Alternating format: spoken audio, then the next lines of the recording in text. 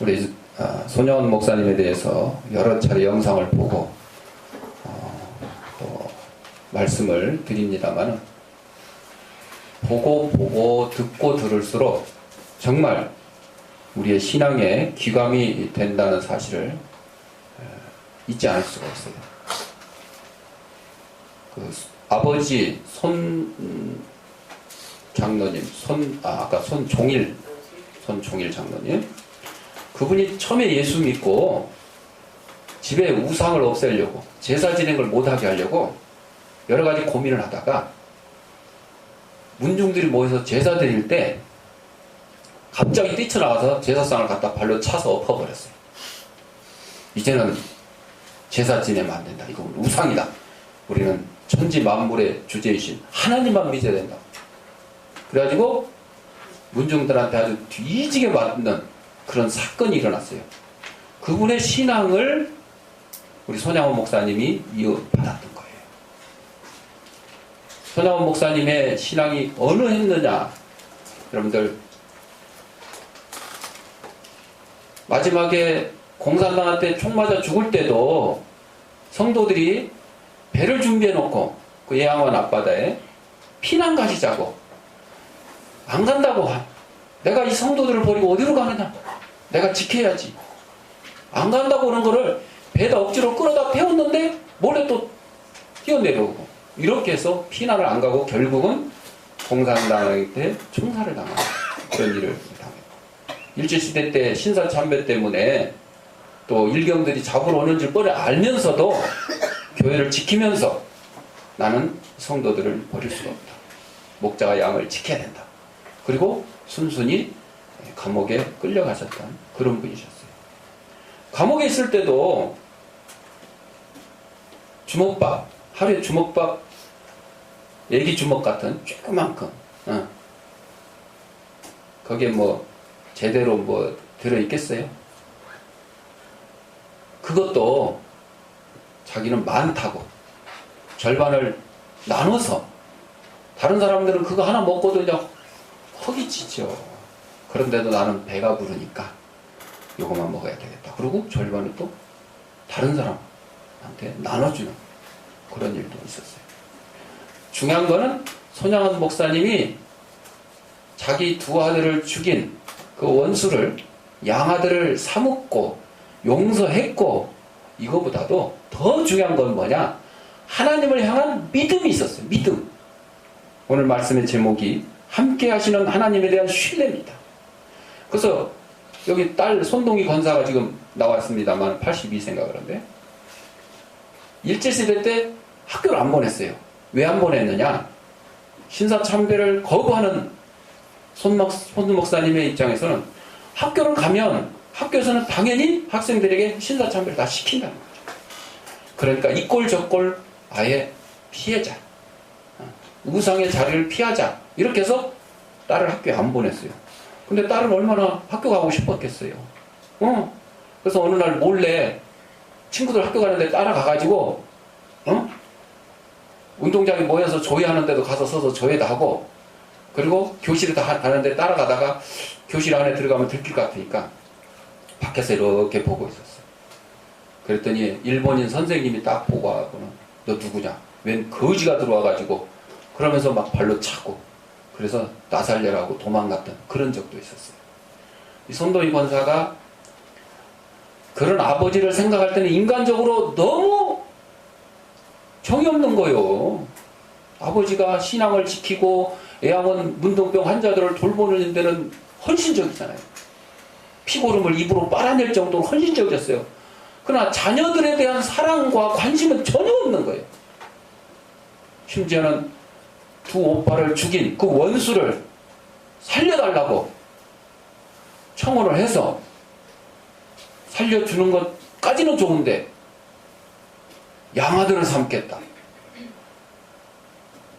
그러니까 이 손동희 권사 입장에서는 도저히 아버지의 신앙을 이해할 수가 없는 거예요.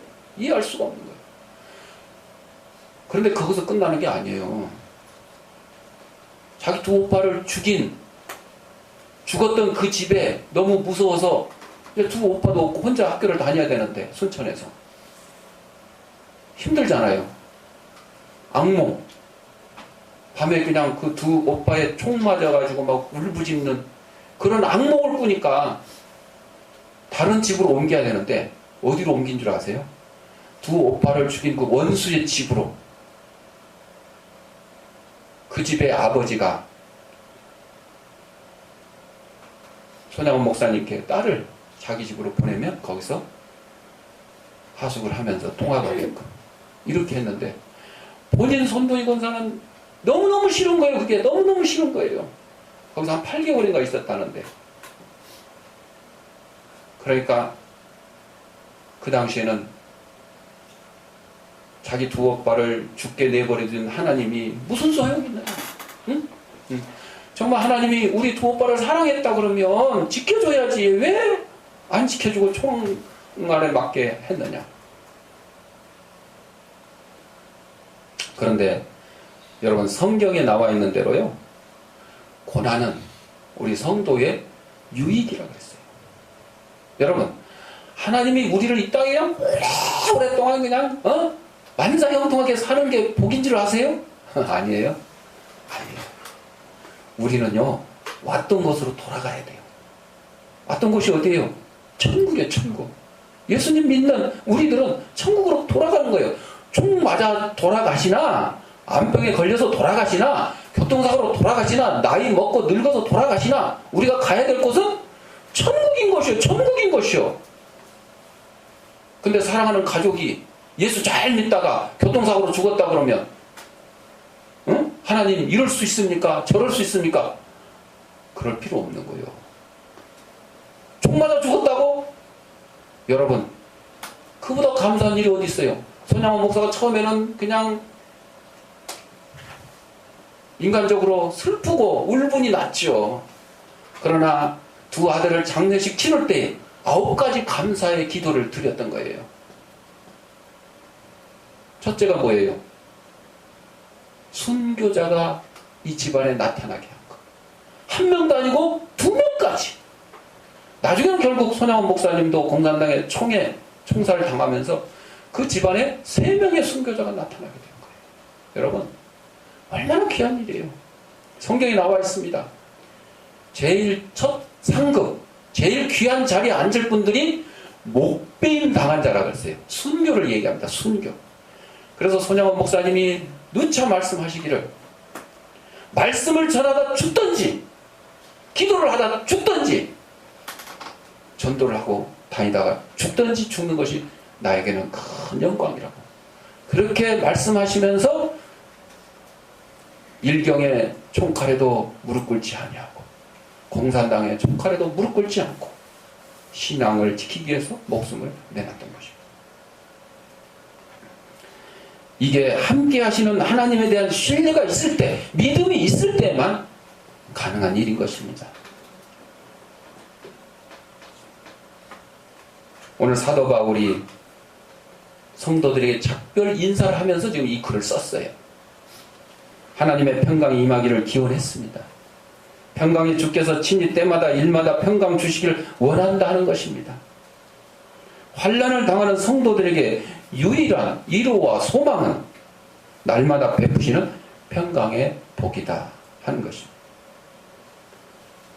바울은 원래 이 서신을 대리로 쓰게 했어요. 하나님의 영감을 받아서 불러주면 그거를 다른 사람이 막 썼어요. 그런데 꼭 이 문안 인사만큼은 본인이 직접 썼어요. 친필로. 그것은 이거는 바울이 썼다는 증거를 남기기 위해서 그랬어요. 여러분 뭐 계약서 이런 것들 요즘에 이제 컴퓨터로 다 치고 하지만은 마지막에는 어떻게 해요? 사인을 쫙 하잖아요. 요즘 도장도 남이 갖다 찍을 수도 있으니까 친필 사인을 딱 합니다. 사인을. 즉 거짓 선지자들이 바울의 이름으로 거짓 교훈을 전할 위험이 있었기 때문이에요. 막 이상한 말 이 말 저 말 전하면서 이건 사도 바울이 했다 이렇게 하면 안 되니까 마지막 문안 인사는 사도 바울이 친필로 썼던 것이죠.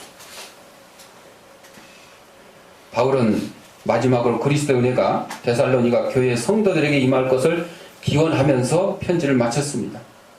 바울의 성도들에 대한 사랑의 편지는 오늘날을 살아가는 성도와 목회자의 관계가 어떠함을 교훈해 주는 것입니다.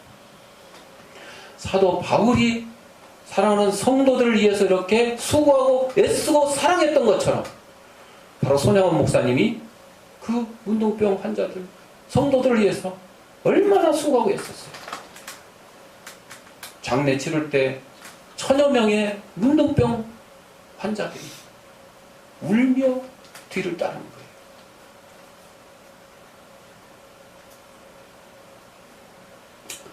무엇이든지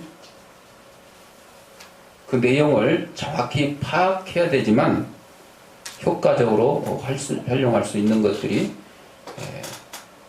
우리에게 주어진 여러 가지 것들입니다. 이제 스마트폰이 막 지금 이제 여러 가지 막 삼성의 예를 들어 뭐 갤4 나오면 이제 곧 갤5 나온다고 그러고 막 하잖아요. 새로운 기계를 받으면 그 활용할 법을 잘 배워야 되죠. 근데 어르신들은 잘 모르면 갤4 아니라 갤10을 갖다 줘도 그냥 통화하고 문자도 못 보는 경우도 많이 있어요. 아, 이거 좀 배우면 될 거를 안 배우려고 그래. 아이, 나는 할 줄 모르니까 전화해. 바쁜데. 그래서 이런 기계나 이런 것들을 그 성능을 잘 알지 못하면 비싼 스마트폰을 쓸 필요가 없어요. 응? 싼 거. 응? 전화하고 문자 되는 거 그냥 그런 거 싼 거. 그거 쓰면 돼요. 우리 인생을 성공으로 이끄는 중요한 요소라 할지라도 그 의미를 제대로 알지 못하면 유익이 없다는 거예요. 믿음도 이와 마찬가지예요. 믿음도. 성경은 믿음의 중요성과 가치를 두 가지로 요약해 주는데, 첫째, 사람이 의롭게 될 수 있는 유일한 방편이 믿음이에요. 믿음으로 말미암아 의롭게 되었다. 이신득의 사자성경. 믿음으로 말미암아 의롭게 되었다. 의로운 사람은 아무도 없나니 전부 다 죄인인 것이에요. 그러나 믿음으로 말미암아 우리가 의롭게 될 수 있는 것, 이게 믿음이에요.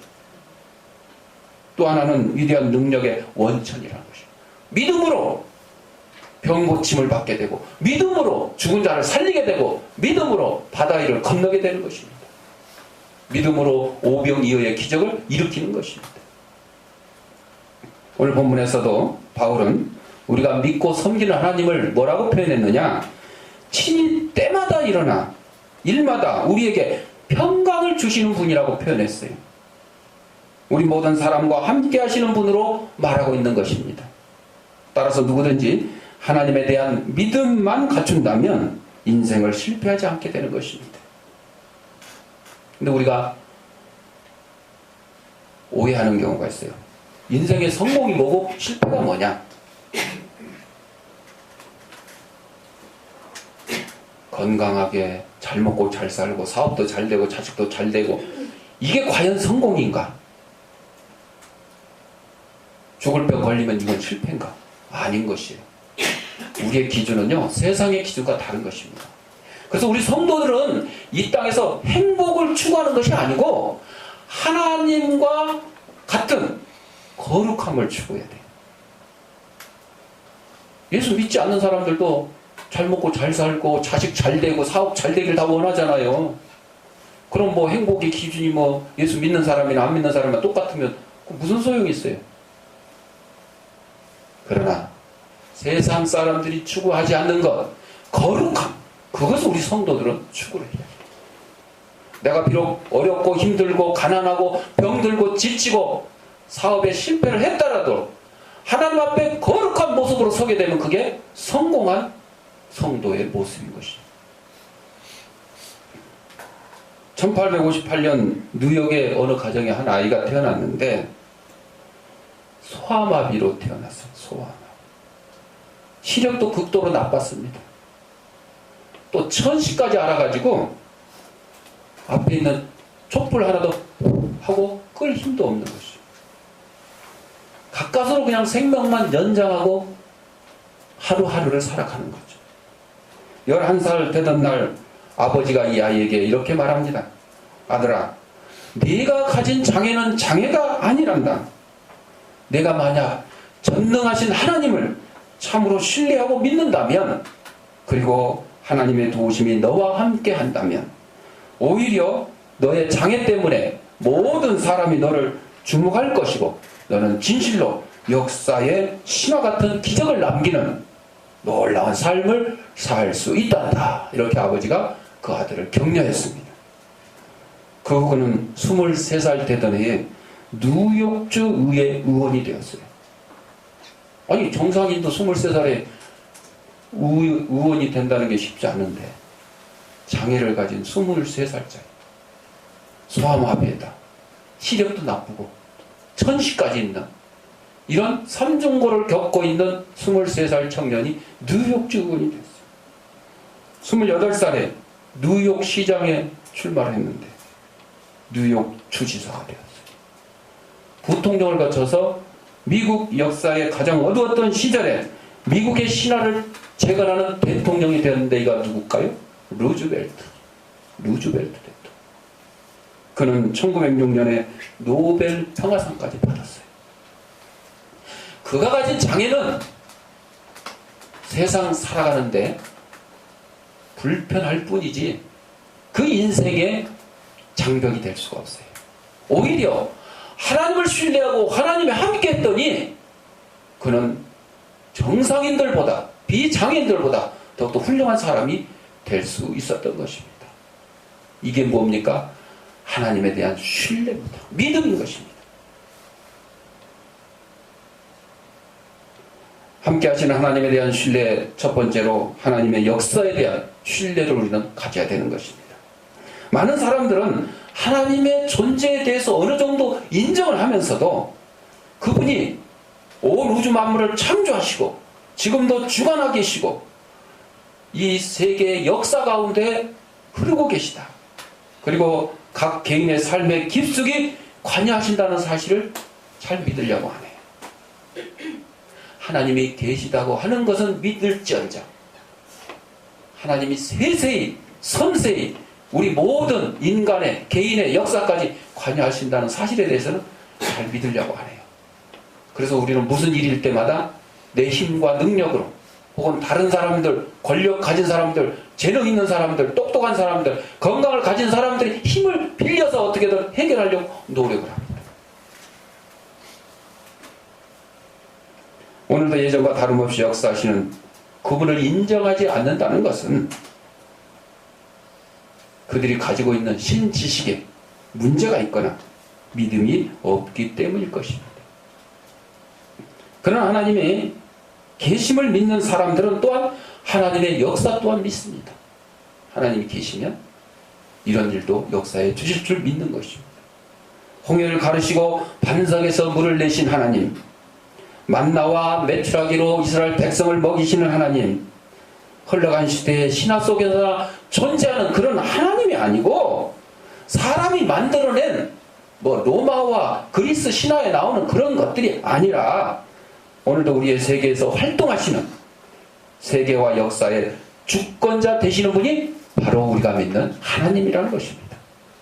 우리는 이것을 알고 행해야 되는 거예요. 행해야 되는 거예요.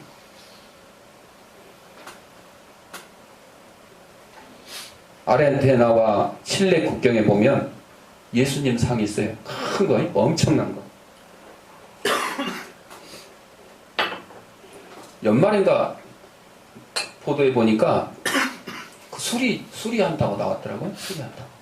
낭매 때문에. 이 팔 쪽이 이렇게 금이 가가지고 그거를 이렇게 수리한다고. 근데 봐요. 이게 왜 만들어졌느냐? 아르헨티나와 칠레가 오래전부터 그 국경 문제로 장기간 분쟁을 계속했는데 결국 전쟁이 일어났어요. 아르헨티나와 칠레가 국경 문제로 전쟁을 일어났어요. 그런데 1900년 부활절 아침에 아르헨티나의 한 사제가 그리스도의 부활 및 사람과 사람, 나라와 나라 사이에 화해 형제 우정을 맺는 것이 예수님의 가르침이라는 것을 강론을 했습니다. 우리 화해해야 된다. 전쟁 그치고 화해해야 된다. 그는 이 같은 강론을 아르헨티나 전 지역을 다니면서 설교를 하고 뿐만 아니라 국경을 넘어서 적국인 칠레까지 가서도 이러한 설교를 했습니다. 그의 같은 노력으로 두 나라는 화해하게 되었습니다. 그래서 무기가 이제 무용지물이 되었어요. 군함은 상선으로 개조되었고 무기를 만들던 공장은 공업학교가 되었습니다. 세월이 흐르면서 두 국민 사이에 신뢰가 생겼고 그래서 대포를 녹여서 예수님의 상을 만들기로 결정을 했습니다. 1904년 3월 13일 동상의 제막식이 거행됐습니다. 전에는 적이었으나 이제 두 나라 백성들은 동포에게 느끼는 사랑을 서로서로 교감했습니다. 동상이 제막되고 태양이 질 무렵 두 국민은 무릎 꿇고 하나님께 기도했습니다. 그 동상 밑에는 다음과 같은 문구가 새겨져 있었습니다. 구주 예수의 발밑에서 끝까지 유지하기로 서약한 평화를 만약 아르헨티나와 칠레가 깬다면 즉시 이 상들은 산산조각으로 깨어져라. 아까 낙뢰 때문에 뭐 금 가서 수리한다고 그랬는데 그거는 산산조각 깨진 게 아니기 때문에 염려할 바는 없지만은 그러나 그것마저도 아르헨티나와 칠레 간의 이 약속이 조금씩 금이 가고 있지 않느냐 또 그렇게 추측을 해볼 수도 있겠죠. 그때 모세 나자라 사제가 이렇게 말합니다. 단지 아르헨티나와 칠레에게만 국한하지 않고 우리들은 이 기념상을 세계에 봉헌하는 것입니다. 이것에 의해서 세계는 확실히 인류에게 미칠 평화에 관해서 큰 교훈을 배울 것입니다. 그 후로 110년의 세월이 흘렀으나 이 예수님의 상은 지금도 여전히 무언의 설교를 계속하고 있는 것입니다. 아르헨티나와 칠레를 굽어보면서 두 나라가 평화하기를 또한 온 세계가 평화하기를 굽어보고 있는 것입니다. 우리는 하나님의 신뢰에 대해서 두 번째로 하나님의 동행에 대한 신뢰를 가져야 할 것입니다. 누군가 유력한 사람이 여러분과 동행한다면 설사 길이 낯설고 어려움이 따를지라도 겁내지 않을 것입니다. 수많은 경건한 그리스도인들이 그토록 강하고 담대할 수 있던 비결은 바로 이것입니다. 손양원 목사님이 공산당의 총칼에 무서워하지 않았던 것, 하나님에 대한 하나님이 나와 함께 하신다는, 여러분 하나님이 나와 함께 하시면 이 총알을 피하는 것뿐만이 아니라 총에 맞아도 내가 죽어도 천국 갈 소망이 있다는 것입니다. 여러분 뭐 암병 피하고 교통사고 피하고 뭐 총알 피하고 뭐 다 피해야 하나님이 함께 하시는 것은 아니라는 것입니다. 서로 죽을 병에 걸렸다 할지라도 하나님 나와 함께만 하시면, 반대로 하나님 나와 함께 하시지 않으면 총알에 맞지도 않고 암병에 걸지도 않고 교통사고도 나지 않고 만사 형통하고 살아간다 할지라도 그의 인생의 마지막은 어떻게 되는 겁니까? 지옥에 갈 수밖에 없는 거예요. 지옥에 갈 수밖에 없는 거예요. 아무 소용이 없어요. 여러분 우리 인생 80, 100 이것이 뭐 얼마나 긴 것 같습니까? 절대 길지 않습니다. 왜 5천년의 역사는 믿으면서, 왜 몇만 년의 인류의 역사는 믿으면서 우리의 인생 80, 100세 이 기간이 짧다는 것은 왜 안 믿으시냐 이거죠. 안 믿기 때문에 하나님도 안 믿는 거예요. 하나님 나와 함께 하신 사실을 믿지 못하기 때문에 그냥 이 땅에서 잘 먹고 잘 살고 그러면 됐지. 되기는 뭐가 돼요?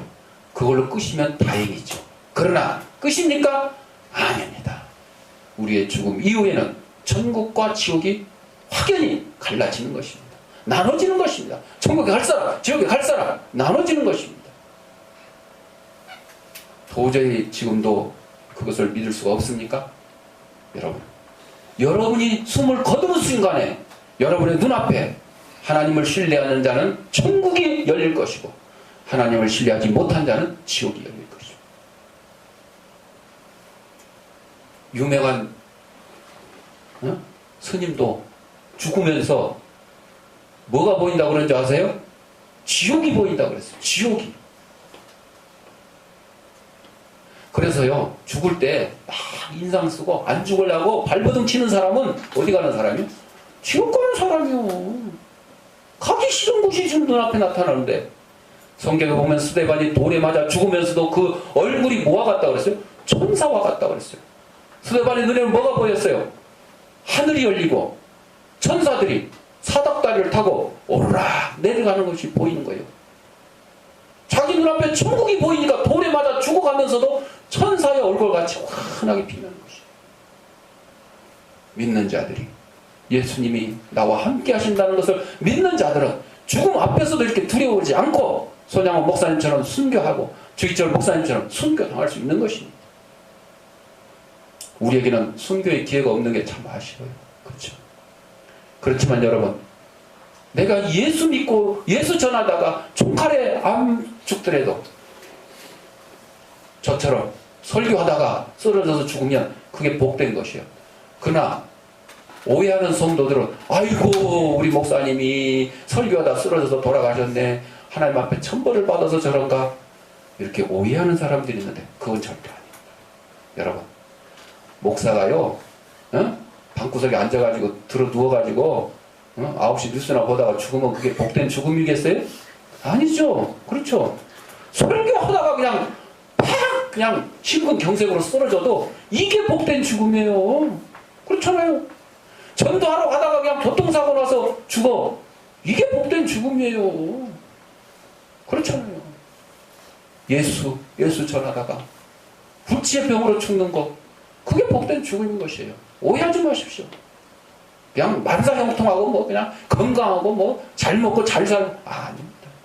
아닙니다.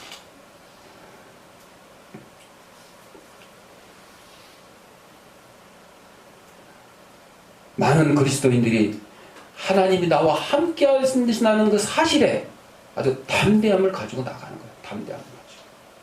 그들은 자신들과 함께 하시는 분이 누구인가를 알았습니다. 혈혈단신으로 적진을 달릴 수 있었고 온갖 박해와 심지어 죽음 앞에서도 초인할 수 있었습니다. 너 예수 믿을래? 예수 안 믿으면 살려주겠다. 총을 갖다 들이대도. 하나님 나와 함께 하시지 않는다면, 그걸 믿지 못한다면 부인할 겁니다. 부인할 겁니다. 다윗이 보여준 용기의 근원이 무엇이겠습니까? 골리앗과 대면했을 때 그의 모습은 목동의 모습이었어요. 창도 들지 않았어요. 갑옷도 입지 않았어요. 그의 손에는 물맷도. 그러나 조금도 위축되지 않고 만군의 여호와 이름으로 나가노라 하고 물매를 던졌더니 한 방에 그냥 골리앗이 쓰러져 죽었어요. 다윗이 뭐 얼마나 힘이 세고 백발백중의 명사수라서 그랬을 거예요? 아니요. 하나님이 함께 하신다는 그 사실 하나입니다. 다른 거 없습니다. 하나님이 함께 하시는 사람은 아무도 당하지 못한 것입니다. 골리앗이 우리 인간들의 눈에 보기에는 엄청난 것 같지만 골리앗은 하나님이 함께하지 못했고 다윗은 하나님이 함께했다는 것입니다. 신앙생활은 믿음으로 시작해서 믿음으로 진행되며 믿음으로 완성되는 삶입니다. 또한 믿음은 언제나 순종이 따르게 됩니다. 어려움과 고통을 당할 때는 마치 하나님이 계시지 않은 것 같으나 하나님은 변함없이 함께 계시며 또한 그 약속의 말씀도 변함이 없는 것입니다. 따라서 우리 성도들은 장차 받을 영광을 소망하며 그 영광과 좋게 비교할 수 없는 눈앞의 고난을 하나님의 약속의 말씀을 의지하여 믿고 확신하는 가운데 인내로 견뎌내야 되는 것입니다. 예수 믿는다고 총에 맞아 죽고 칼에 찔려 죽는다 할지라도 그 고난보다 더 큰 영광이 우리를 기다리고 있다 하는 사실에 확신하며 우리는 순교에 들어갈 수 있어요. 순교에 빠져 들어갈 수가 있어요. 이슬람 교도들은요 그렇게 가르쳐요. 니네가 몸에다 폭탄을 메고 가서 순교를 해야 무하마드의 품에 안긴다. 무하마드의 품에 안긴다. 이렇게 가르치는 거예요. 기독교에서 말하는 예수 때문에 죽어야 천국에 간다. 그렇게 가르치는 것처럼. 그래서 이 이슬람 교도들이 악착같이 테러를 하는 거예요. 그게 자기들이 유익인 줄 알기 때문에. 여러분, 이렇게 엉터리 잘못된 진리 앞에서 목숨을 내놓고 싸우는 그들도 있는데, 진짜 진리, 진짜 오직 예수 그리스도 외에는 진리가 없어요. 진리를 알지니 진리가 너희를 자유케 하리라 하신 그 예수님의 말씀, 그것에 우리가 목숨이 아깝겠어요? 내 가진 뭐 지혜와 능력과 돈과 뭐 명예와 건강이 아깝겠어요? 다 내일 놓을 수 있어야 돼요. 다 내일 놓을 수 있어야 돼요. 심판이 있음을 믿고 믿음을 보상하시는 하나님이심을 확신함으로 연단을 극복하는 저와 여러분들이 되시기를 바랍니다. 기도하겠습니다. 사랑하는 가 풍성하신 아버지 하나님, 함께 하시는